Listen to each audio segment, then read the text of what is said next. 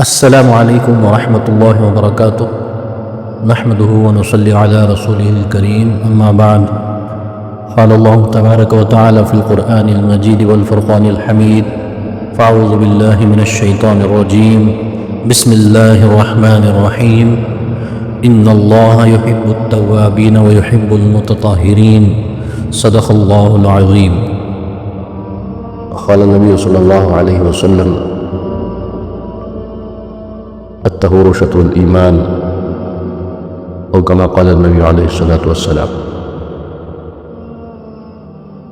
اسلام میں پاکی صفائی کا بڑا مقام ہے، بڑی ترغیب دلائی گئی ہے، بڑی تاکید ہے. ہر عمل پر جس قدر اسلام کی تعلیمات ہمیں پاکیزگی کی تعلیم دیتے ہیں، دنیا جہاں میں کوئی مذہب یا کسی قوم کی ایسی تعلیمات نہیں. رشتوں کی پاکیزگی، اعمال کی پاکیزگی، سوچ اور کردار کی پاکیزگی، باطن کی پاکیزگی، ظاہر کی پاکیزگی، ہر پاکیزگی کو اسلام میں واضح طور پر مسلمانوں کے سامنے یا پوری امت کے سامنے کھول کر رکھا ہے. اور کسی بھی صاحب سمجھ کو ان باتوں کا سمجھنا دشوار نہیں ہے. لیکن ان ساری تعلیمات کے باوجود مسلمانوں میں جیسے جیسے دین کی بنیادی تعلیمات سے دوری اور اس کی دلچسپی کم ہونے لگی، اور مسلمان جیسے جیسے اسلامی تعلیمات سے دور ہونے لگے اور اس کے بغیر زندگی گزارنے کو بھی یہ کوئی بری بات نہ سمجھنے لگے، تو جس طرح دین سے دور ہونے کی وجہ سے ان کے زندگی کے کئی ایک اعمال اسلامی تعلیمات سے ہٹ گئے اور یہ بے راہ روی کا شکار ہوئے، اسی طرح مسلمان ہونے کے باوجود آج امت مسلمہ میں پاکیزگی کا، طہارت کا بھی اتنا اہتمام نہیں دیکھا جاتا جتنا کہ اسلام انہیں پابند کرتا ہے. اور اس کا نتیجہ بہت برا اور بھیانک، جس کی طرف توجہ نہیں عوام کو.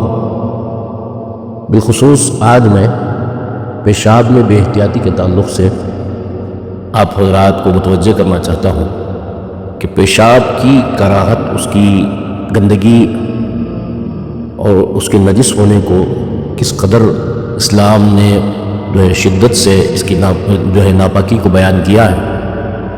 کئی احادیث مبارکہ ہیں صرف پیشاب سے بچنے کے تعلق سے رسول اللہ صلی اللہ علیہ وسلم نے ارشاد فرمائی ہے. ایک مشہور حدیث جس میں رسول اللہ صلی اللہ علیہ وسلم نے فرمایا کہ اکثر عذاب قبر پیشاب میں بے احتیاطی کی وجہ سے ہوتا ہے. یہ باقاعدہ تعلیم میں پڑھی جاتی ہے، سنی جاتی ہے، لیکن کچھ چیزوں کو خاص طور پر رسول پاک صلی اللہ علیہ وسلم نے واضح کیا ہے تو اس میں کچھ خاص توجہ کی ضرورت ہے. لوگ اس کی طرف توجہ نہیں دیتے، لہذا پیشاب کی تاکید اتنی کیوں ہے؟ اب اس کی طہارت کا پاکیزگی، اسلام نے جہاں ہر عمل کا طریقہ سکھایا ہے، وضو کا طریقہ ہے، غسل کا طریقہ ہے، نماز کا طریقہ ہے، اعمال کی تاکید ہے، تو اعمال کو انجام دینے کا طریقہ بھی اسلام نے بتایا گیا. تو اسی طرح پیشاب ایک انسانی حاجت ہے، ضرورت ہے، اور گندگی ہے، نجس ہے، تو اب انسان کو پیشاب آنا لازمی چیز ہے. اب اس پیشاب سے کیسے بچا جائے، یہ کتنا نجس ہے، اس سے پاکی حاصل کرنے کا طریقہ کیا ہے، باقاعدہ اسلام میں یہ واضح طور پر بیان کیا گیا ہے. لیکن آج کل مسلمانوں کو، اکثر نمازیوں کو بھی ہم اس میں بے احتیاطی کرتے ہوئے دیکھتے ہیں کہ پیشاب کے قطروں سے بچا نہیں جاتا. اکثر و بیشتر عمر کے ساتھ ساتھ مرد ہو یا عورت بیک وقت پیشاب خارج نہیں ہوتا، اس کے کچھ خطرے باقی رہ جاتے ہیں. انہی چیزوں کو، لیکن بہت سارے ہمارے نمازی آج ایسے ہیں، لوگوں کے پاس وقت کی اتنی کمی ہے کہ نماز کے عین وقت میں مسجد حاضر ہوتے ہیں. اب جماعت کھڑی ہو رہی ہے، جماعت چھوٹ جانے کے ڈر سے جلدی یہ پیشاب سے فارغ ہوتے ہیں، جو ہے قضائے حاجت سے فارغ ہوتے ہیں. پھر وہاں سے وضو بھی ان کا صحیح طور پر بعضوں کا ہوتا ہے، بعضوں کا نہیں ہوتا. وضو کو بھی کس قدر اہتمام کے ساتھ ہر عضو کو دھونے کی تاکید ہے، اس اہتمام سے لوگوں کو وضو کرتے ہوئے بھی نہیں دیکھا جاتا. تو بہرحال یہ پیشاب میں بے احتیاطی اور پاکی صحیح طور پر نہ ہونے کی وجہ سے بہت سارے لوگوں کے اعمال بالخصوص نمازیں برباد ہو رہی ہیں، عبادات برباد ہو رہی ہیں۔ پاکی کے بغیر کوئی عبادت نہیں ہے۔ بنیادی طور پر نماز روزانہ 5 وقت فرض ہے، تو ہر نماز کے لیے وضو ضروری ہے، اور وضو کے لیے پاکیزہ پاک ہونا ضروری ہے۔ باقاعدہ اس کن کن چیزوں سے پاک رہنے کی تاکید ہے وہ واضح طور پر بتایا گیا۔ لہٰذا پیشاب میں بے احتیاطی لوگوں میں اکثر و بیشتر دیکھی جاتی ہے، اور یہ بے احتیاطی کی وجہ سے لوگ جو ہے عبادتیں برباد کر رہے ہیں، اور بالخصوص وہ لوگ جو علماء اکرام اور اہل دین طبقہ جو ہے، جو دین و شریعت کا پابند ہے، لباس سنت کے مطابق پہنتے ہیں، ایسے لوگ شرعی پیجامہ پہن کر بھی ان کو استنجے خانے میں پیشاب کرنے پر اطمینان نہیں ہوتا۔ یہ جو لوگ پینٹ پہننے کے عادی ہیں، اس میں بھی جینس پینٹ، اب پینسل پینٹ، کیسی جو ہے غیر اسلامی لباس جس کا پہننا بھی اسلام میں جائز نہیں، اور جائز نہ ہونے کی وجہ کئی ایک وجوہات اس کی ہیں۔ اس کے ساتھ یہ بھی ہو سکتا ہے کہ اس میں انسان اپنی ضرورت سے بھی پوری طور پر فارغ نہیں ہو پاتا جب تک جو ہے پیشاب کی جگہ کو، جو کھلی جگہ جو ہے پیشاب خارج کرنے کے لیے نہ ملے، اور پینٹ کے جس کے ذریعے استنجے خانے میں جو لوگ پیشاب کرتے ہیں اس میں پیشاب کے پورے امکانات اس کے ہیں کہ پیشاب اس میں پوری طرح خارج نہیں ہو پاتا، کچھ خطرے باقی رہ جاتے ہیں، کھڑے ہونے کے بعد وہ کپڑوں کے اندر وہ لگ جاتے ہیں، تب اس سے وضو آپ کریں یا نماز پڑھیں، سارے اعمال برباد ہونے والے ہیں۔ تو لہٰذا لوگوں کو اس پر دھیان دینا چاہیے، اور پیشاب میں احتیاط کی پوری کوشش کرنی چاہیے۔ اس کے لیے ضروری ہے کہ آپ کو اگر پیشاب کی شکایت ہو، عموماً 40 45 50 کے آس پاس لوگوں کو یہ شکایت بڑھتی جا رہی ہے، مردوں کو، عورتوں کو، بعض لوگوں کو چھینکنے پر خطرے آ جاتے ہیں، عموماً عورتوں میں یہ شکایت سننے کو ملتی ہے۔ تو لہٰذا یہ ساری جو اگر آج کی غذا کے حساب سے یا انسانی کمزوری کے حساب سے یہ بیماریاں لاحق ہو رہی ہیں، تو اس میں احتیاط حتی المقدور ضروری ہے کہ اسے عذر بتا کر آپ اسے نظر انداز نہیں کر سکتے۔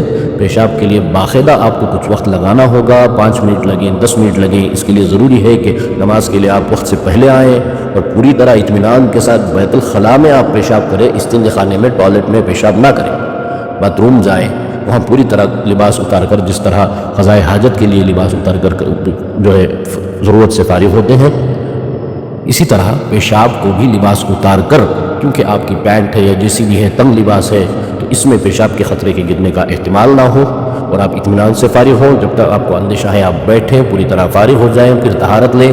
طہارت کے طریقے میں بھی بتایا گیا کہ پہلے ہمارے مساجد میں اور عموماً گھروں کے پاس لوگ اینٹ کے ڈھیلوں کا استعمال کرتے تھے، مٹی کے ڈھیلوں کا استعمال کرتے تھے۔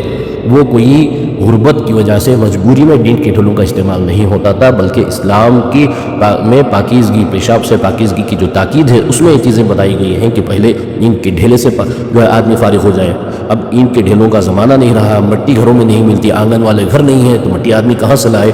اب اس دور میں ٹشو پیپر بہت آسان چیز ہے، اور ہر آدمی اپنی ضرورت کے لیے اپنی سواری میں، اپنے جیب میں ٹشو پیپر رکھتا بھی ہے، اور رکھنا چاہیے، کرچیف کی طرح، دستی کی طرح، تو وہ رکھے، اور اس ٹشو پیپر سے پہلے اپنے پیشاب کی جگہ کو سکھائے، پھر اس کے بعد پانی سے طہارت لے۔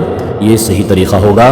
لوگ پہلے تو پیشاب میں احتیاط نہیں کرتی، جلدی جلدی فارغ ہوتے ہیں، خطروں کے گرنے کا پورا اندیشہ ہے، اور پھر اس کے بعد پانی بھی جو ہے ڈائریکٹ لے لیتے ہیں۔ پیشاب ایک لیکوڈ کی طرح ہے کہ جو کچھ لیکوڈ کی چیزیں آتی ہیں جس میں آپ دیکھتے ہیں کہ اسے ملا کر اس کی مقدار کو بڑھایا جا سکتا ہے، پیشاب کی نجاست بھی، پیشاب بھی ایسی ہی چیز ہے کہ آپ پانی ڈال کر ڈائریکٹ اسے دھوئیں گے تو پھر وہ گندگی جسم کے دوسرے حصے کو، اطراف اکناف بھی وہ گندگی پھیل سکتی ہے، اس سے طہارت مکمل نہیں ہوتی۔